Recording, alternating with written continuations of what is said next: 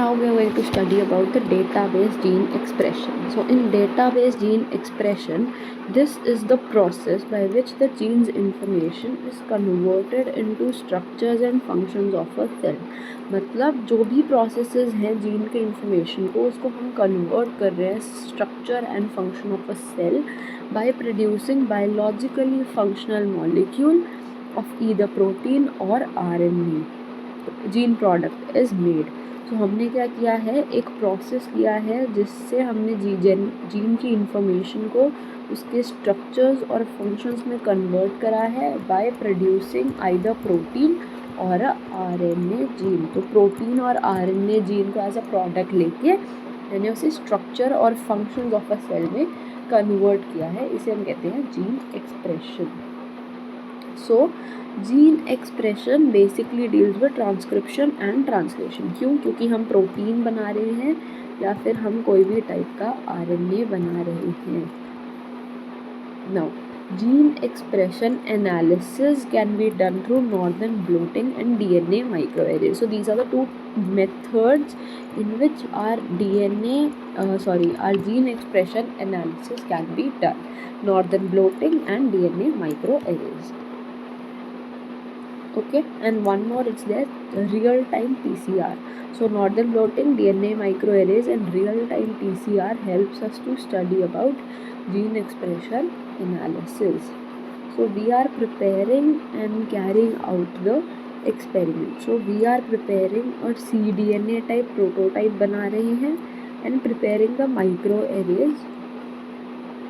So this is the process in which our cDNA is prepared and microarray is set up.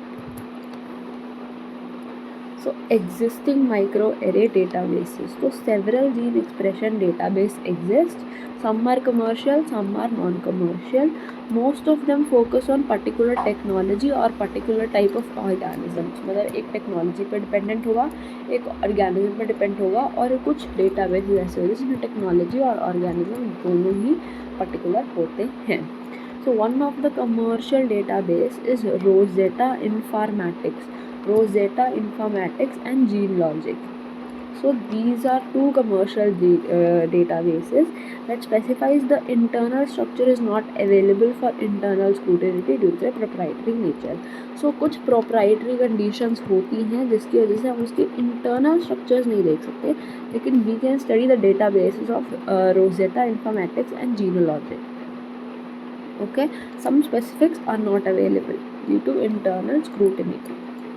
And then some non-commercial efforts to design more general databases, so which are not commercial, like ArrayExpress EBI का जो है, Gene Expression Omnibus Geo Database which is of NLM, and then Stanford Microarray Database. So these are three non-commercial: ArrayExpress, then Gene Expression Omnibus, and then Stanford Microarray Database.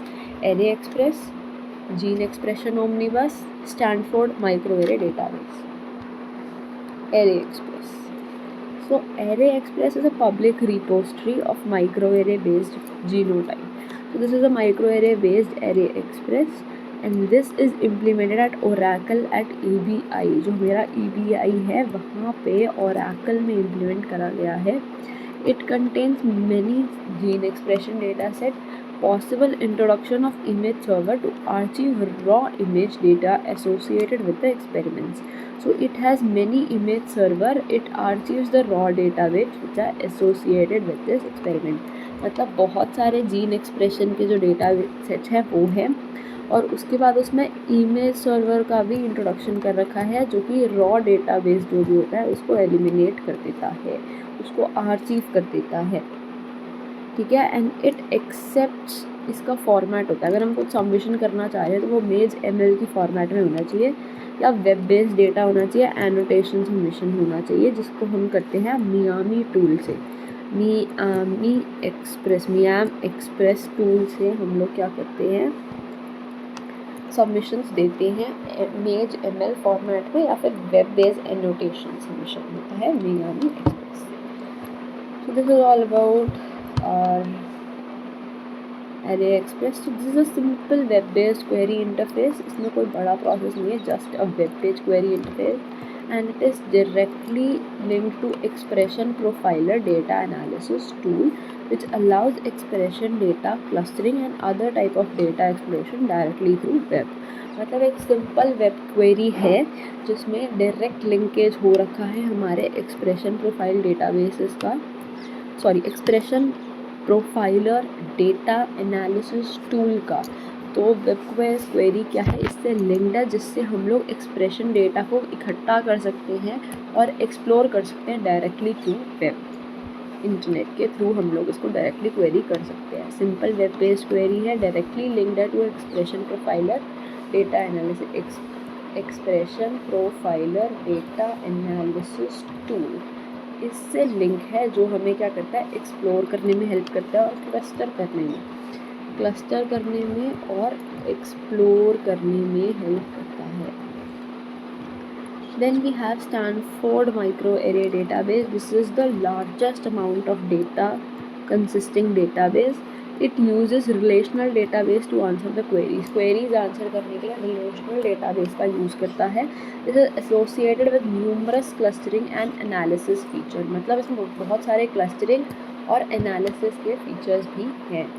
So users can access the data in SMD from the web interface and the package. तो हमने देखा कि जितना large database है उतना relational database use करता है query answer करने के लिए, और बहुत सारे इसके क्लस्टरिंग और एनालिसिस के फीचर्स हैं।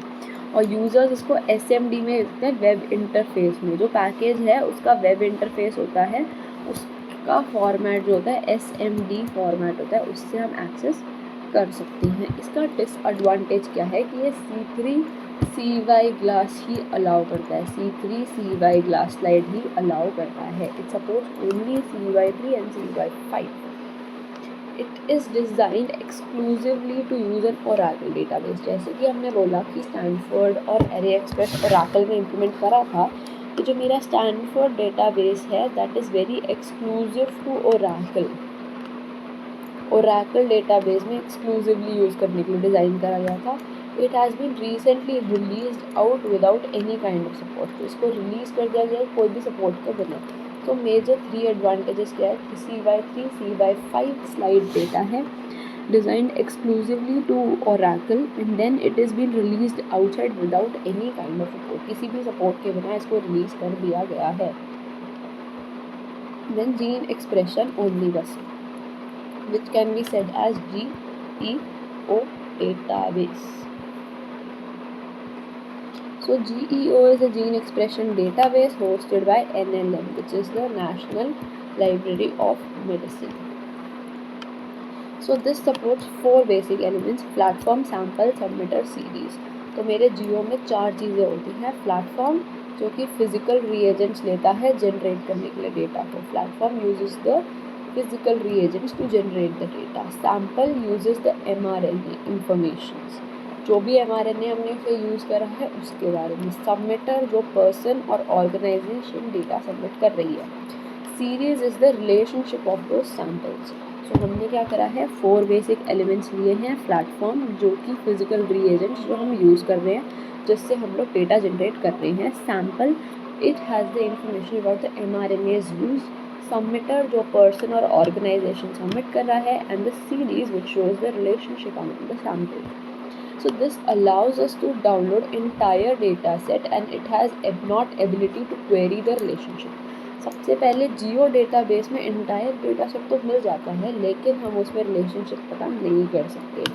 Data are entered as tab limiters ASCII code. तो इसमें जब डेटा एंटर होता है वो ASCII रिकॉर्ड्स में एंटर होता है, उसको उस टैब में डीलिमिट करा जाता है। Number of columns and array selected पर डिपेंडेंट होता है। तो क्या हो गया, हमने टैब डीलिमिटेड होता है ASCII कोड का, नंबर ऑफ कॉलम्स और नंबर ऑफ एरेज जो हैं सिलेक्टेड उस पर डिपेंड करता है इसका डेटा। और ये सपोर्ट करता है serial analysis of gene expression data. ये क्या सपोर्ट करता है, serial analysis of genes expression data. This is a kind of GEO database which we will see. This is omnibus, this has the data. So if we can see, this is the search bar where we are writing whatever we want to search, and we are getting the output as there. A small description, the headlines, and other keywords which are top searches like organisms, Homo sapiens, all those things. Also, this is the new interface which we are getting. We can search all these features in this. Moving forward. Pathway databases. Now on to pathway databases. Biological pathway databases, they include metabolic and transport pathways, signaling cascades and regulation networks. तो इसमें metabolic और transport, जो भी हमारे metabolism में help करते हैं, जो भी हमारे ट्रांसपोर्ट में हेल्प करते हैं, उनके बारे में डेटाबेस हुआ पाथवे में, जो हमारे रास्ते में हेल्प करता है, सिग्नलिंग में हेल्प करता है, सिग्नलिंग कैस्केड्स में हेल्प करता है, नेटवर्किंग को रेगुलेट करने में हेल्प करता है, and they help in gathering data in the managing biological and other possible interactions about the gene product formation से पहले जो भी processes हो रहे हैं, उन pathways में जो भी आ रहा है हमारे से, whether it is signaling cascade, whether it is transport pathways, whether it is metabolic pathways, इन सारी चीज़ों का जो database होता है वो आता है pathway database में, और you can say biological pathway database में. So most of these kinds of database enable visualization and producing maps. तो जितने भी ऐसे काइंड के डेटाबेसेस होते हैं, इनमें मैप प्रोड्यूस होता है, इधर से इधर, इधर से उधर, and they show the selected group of interaction, और ये हमें सेलेक्टेड ग्रुप ऑफ इंटरैक्शन भी देते हैं. सो examples of these biological pathway database is like keg is one of an example. ठीक है, सो केग के बारे में बताया, तो ये हमें डायग्राम्स देता है मॉलिक्यूलर इंटरैक्शंस के, रिएक्शंस के, रिलेशंस के. So KEGG is a pathway database which tells us about the molecular interaction, reaction, relation. ठीक है, और इसमें देखो अगर हम देखेंगे तो we can also search here and we'll get the pathway, we'll get the metabolism, we'll get the genetic information, we'll get the environmental information processing, cellular processes, organism system, human diseases, drug development. So these are those. Now this is a diagrammatic view or the mapping which you can say, which helps us for identification of metabolic pathways.